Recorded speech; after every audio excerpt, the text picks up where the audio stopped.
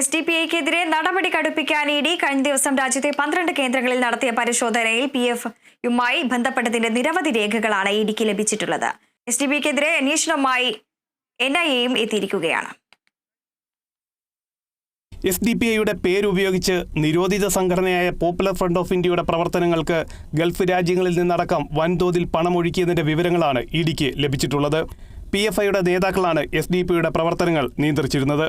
Gulf രാജ്യങ്ങളിൽ നിന്ന് വ്യത്യസ്ത പേരുകളിലാണ് ധനസമാഹരണം നടത്തിയതെന്നും ഇഡി കണ്ടെത്തിയിട്ടുണ്ട്.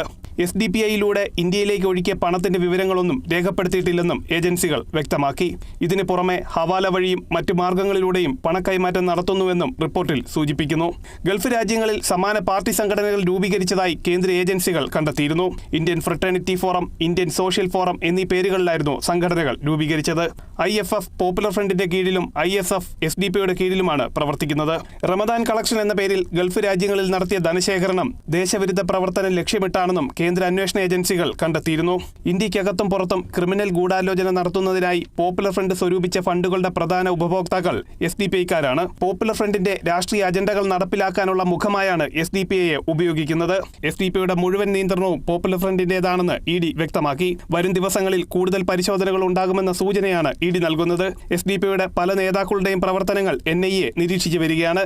ഇതിൽ പലരും PFIയിൽ നിന്ന് SDPIയിൽ എത്തിയവരെന്നും വിവരമുണ്ട്. Kerala Vision News, Kochi.